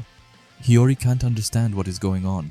While he's trying to figure out what Isagi is saying, the whole Uber's squad is beginning their counterattack and is rushing over. Hiori is frozen as he thinks that Isagi still believes in him, but just why? Hiori decided to shoot and betray him instead of passing, so why would Isagi still have faith and believe in him? Isagi is running like never before on the field as he screams at Hiori to not even think, telling him to go crazy and to surpass their wildest imaginations and to do it on reflexively. When Isagi says that, Hiori remembers that it was that exact advice that he once gave to Isagi in the third selection. But why would Isagi say that now, and what could he mean? Hiori is totally dumbfounded as he says that he doesn't get it, but still, he wonders what it is that makes him desperately want to meet Isagi's expectations of him. He thinks back to his parents' expectations of him, and how horrible they were, saying that every single one of his parents' expectations was always focused on his physical specs, meaning his human side of things. But with Isagi, it's different as Isagi's expectations aren't focused on the human side of Hiori, but instead, the things that he can change through actions. His expectations are super goal-oriented, especially goals that have the power to change his destiny. Ever since he arrived at Blue Lock, Isagi has been searching for comrades who can help him achieve that reality, which is why everyone gets drawn to Isagi's ego and tries their best not to get devoured by him. While Hiori has been thinking to himself, Lorenzo managed to get the ball away from Isagi and up to their ace striker Barou, who's in a one-on-one with Yukimiya, who's desperately trying to stop Barou from shooting. To help Yukimiya, Raichi comes and says that the two of them can trap him, so Raichi goes in and tries his best to cover the goal. However, as time passes, Barou starts getting more angry and aggressive until he's had enough and pushes both of them to the side to get off a shot at the goal. But sadly, all of his efforts will go to waste as Kunigami is waiting for the goal. He calls Barou a redhead gorilla before he blocks the shot from Barou. Isagi compliments Kunigami's block, but he's so stuck up with himself that he tells Isagi to shut up and that he didn't do it for him. All the 22 players on the pitch are trying their hardest to win this match, or I should rather say 21, as Hiori is slowly jogging in the back. Hiori's disappointed because just when he thought that he could move on, and just when he thought that he could finally go home and play some video games, he was finally ready to quit football for good when it all went into ruin. After that, Gagamaru catches the ball in the air and throws it up on the field right away, telling them to finish this game already. But suddenly, someone says that he already knew that Blue Lock was a twisted madhouse, and that Gagamaru's shit pass won't lead to the finishing goal. It was Hiori who said it, and is now back in the game, saying that just one last time he will make an exception while looking at Isagi and saying that this will be his last attack on Isagi's crazy and twisted ego. Hiori gets down on the ground and right off the bat, both Nico and Lorenzo come rushing toward him. Nico tells Lorenzo that they will crush him with a high-press trap design, which Lorenzo is on full board with. However, Hiori has gone into rage mode as he tells them to just shut the fuck up as he does an outstanding rainbow flick over both of them, and then sneaks behind Lorenzo before he can even comprehend what is happening. The ball falls to Isagi, who tells Hiori to keep up the tempo. But as Hiori hears this, he wonders who the hell Isagi thinks he is, as he's ordering Hiori around, saying that if it weren't for him, Isagi wouldn't even be able to impact the game at all. He thinks this as they make a 1-2 with each other to get away from Lorenzo and Nico. Nico is stunned by what Hiori has just managed to do, and Lorenzo is just weird as always. Anyway, Hiori gets behind another Ubers player like it's kindergarten football for him.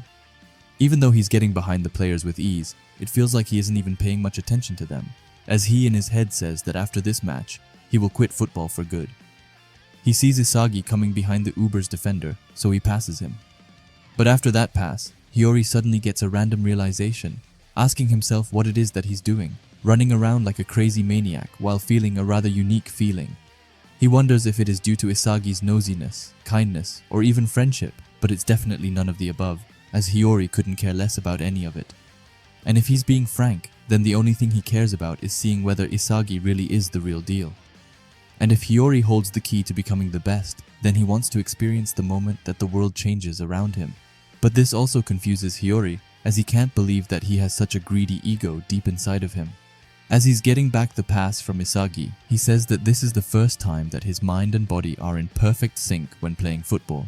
He doesn't really understand it, but says that this might be the feeling you get when you start to believe in yourself. But even with this new and crazy feeling he's experiencing, he's still set on quitting football after this match. He finally stops thinking for a second as he passes the ball to Isagi. However, Isagi does a little Mario jump above it and lets it roll over to Yukimiya, who is in a one-on-one with Drago, but he's still able to get the ball back to Hiori.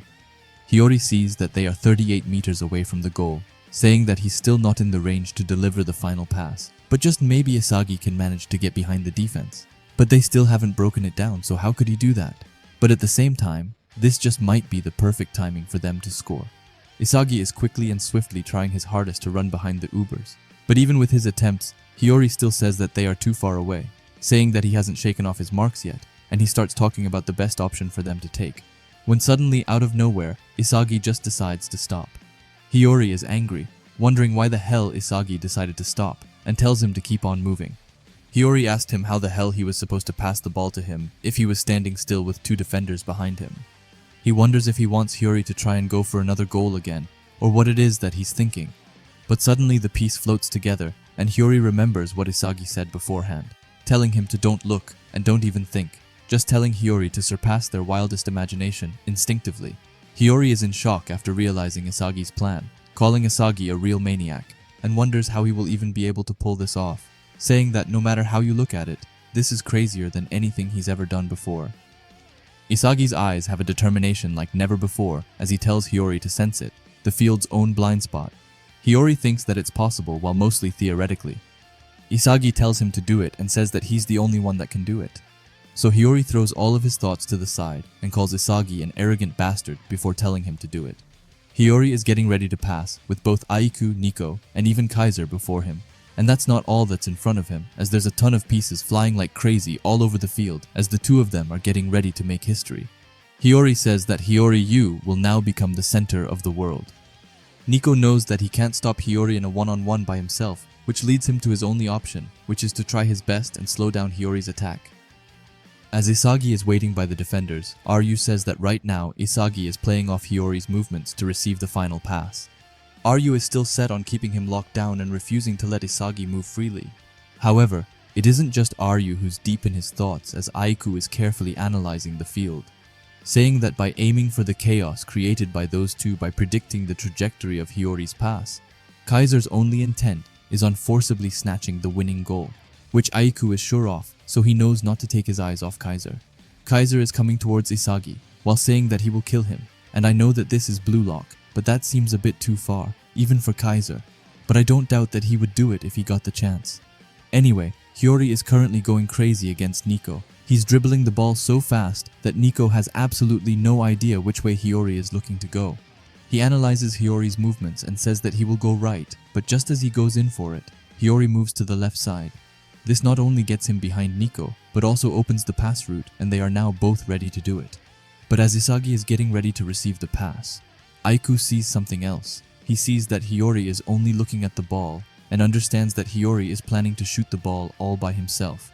This turns out to be true as Hiori gets into a shooting position and is ready to fire it off, when unfortunately, Lorenzo comes out of nowhere. Lorenzo calls him selfish, but admits that this is all that Blue Lock is about. Lorenzo goes in to take the ball, only to realize that Hiori was planning on doing a feint all along, which even leaves Nico wondering what Hiori is up to. The ball goes up in the air, but that's when Hiori's next threat comes into the picture. As the king himself, Barou, comes by, he calls Hiori predictable and says that in the end, he's just gonna pass after all. Barou screams at Hiori that the pass route is now sealed off, telling Hiori that without Isagi, he's just an insignificant lackey who is too weak to stand up and fight for himself. But Hiori has a look in his eyes like never before. It's almost like his mind is fully in the game and nothing else. Anyway, Hiori tells Barou that he was too slow and also throws in a dumbass because why not?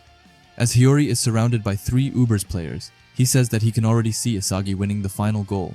And just then, out of nowhere, Isagi, without looking at Hiori, just starts sprinting. And not even Kaiser understands what is going on at this point. But then it clicks for them all, as Isagi runs away from Ryu, and Hiori gets a window open up from Barou. Everyone on the pitch sees that the two of them aren't even looking at each other, and instead putting their full trust that each other will be there at the correct time. Hiori's and Isagi's eyes are burning like never before, and it's more than enough to burn the whole Blue Lock Stadium to the ground. Anyway, Hiori finally gets off the pass, which just goes over Barou's leg, and is heading into the pit of players all gathered around each other. Hiori asks Isagi if he's there, which Isagi definitely is, as he catches the whole Uber's defenders off guard, and is now almost free from them, even leaving Kaiser behind them as he looks at Isagi clueless. As the ball falls to Isagi, Hiori and Isagi in sync say that if they are the real deal, then by clashing and crossing their visions of becoming the best player in the world, they will be able to go even beyond their wildest dreams. The ball is falling down, and it has a glow around it like never before, as Isagi Yoichi, the Blue Lock's MVP, the Blue Lock's egoist, and Bastard Munchen's new ace, he gets into direct shot position and absolutely demolishes the ball as it falls down to let his leg. Fukaku tries his best to catch, but I don't even think that the best goalkeeper in the world has a chance of catching it as it goes into the net and finally gives Bastard Munchen their well-deserved lead.